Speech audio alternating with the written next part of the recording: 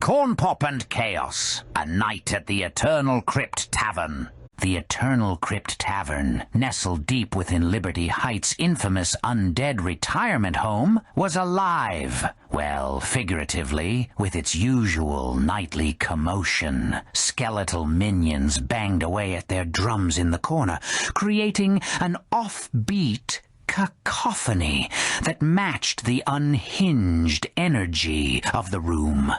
Smoke curled lazily through the air, mingling with the faint scent of firewater, and was that sawdust behind the bar? Cadaver Joe, wearing a dusty apron over his creaky skeletal frame, was trying and failing to maintain order. His bony fingers wiped down a glass that didn't need cleaning, while his hollow eyes betrayed his utter confusion at the unfolding chaos.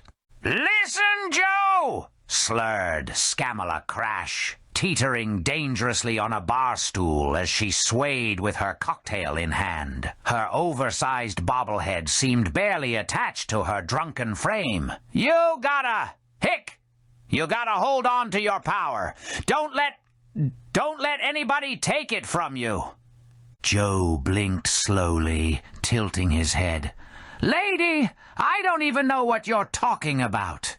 You have the same power as you did before. November 5th, yeah." Scamala's voice rose triumphantly as she slammed her cocktail onto the counter, spilling half of its contents. "And you have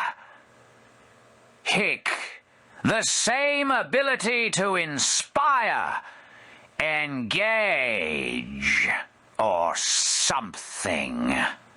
Joe sighed, rubbing the space where his temples used to be. "You're not inspiring anyone, lady. You're inspiring me to retire again." Corn Pop returns.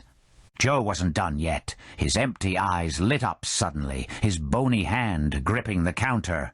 "But you know who did inspire people? Corn Pop. Back in my day, there was this fella. Meanest guy you ever met. Had a chain, you see. A chain. And roaches." Scamala blinked, clearly confused. "Roaches?" Joe nodded vigorously. "Big ones, shiny. They'd crawl all over the pool. The kids loved 'em. Used to rub my leg bones. Made 'em shine like pearls. And Corn Pop, he had this chain." Scamala's laughter bubbled up uncontrollably. "Joe, you're not making any sense." The Red Indian joins in. At the far end of the bar, the Red Indian, clad in his creaking wooden armor, swirled his flask of firewater thoughtfully. "Firewater keeps the mind sharp," he declared solemnly. "Unlike whatever capitalist poison you're drinking." Joe turned to him, his jaw clicking with irritation. "You wouldn't know sharp if it hit you in the skull, Indian. Corn Pop knew sharp. He had a chain, and those roaches, they marched like soldiers." The Red Indian raised an eyebrow. "So, you're saying Corn Pop had a trained roach army? Fascinating." Joe waved him off, muttering about diving boards and betrayal. Scamala, meanwhile, tried to stand, but wobbled dangerously, her bobblehead nearly tipping her over. "Two! Corn Pop and his roaches!" she shouted, raising her cocktail high. Donald Dump's contribution? From the corner of the room, Donald Dump, the failed clone of Donald Triumph, paused mid-gnaw on a bar stool leg. "Ketchup," he mumbled, his messy golden swirl of hair bouncing as he looked around eagerly. "Joe, you got any ketchup?" Joe didn't even glance at him. "No, Dump! We're not talking about ketchup. Dump groaned and shuffled back to his corner, dragging a chair leg behind him like a prize. Fake ketchup, he muttered before resuming his chewing. A chaotic crescendo. The skeleton minions in the corner ramped up their drumming to a frenzied tempo, one of them losing an arm mid-solo. The disembodied limb hit a cymbal with a resounding clang, sending the others into fits of bone-rattling laughter.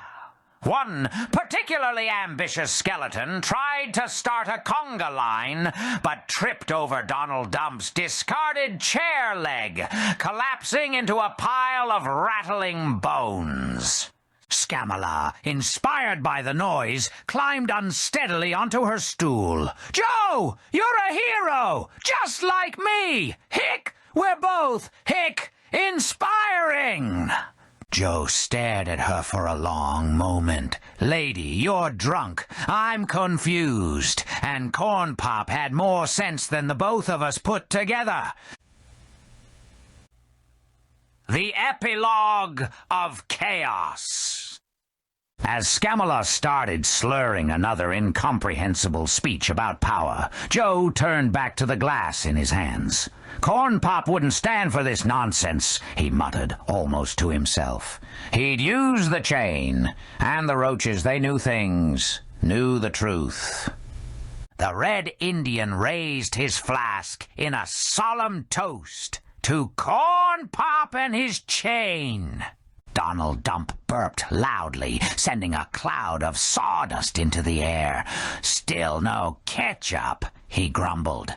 Scamala hiccuped one last time before collapsing onto the counter. The skeleton minions, undeterred, started a bone-rattling version of a jazz number, their offbeat rhythm echoing through the crypt. Joe sighed deeply, his bony shoulders slumping. "I really need a vacation."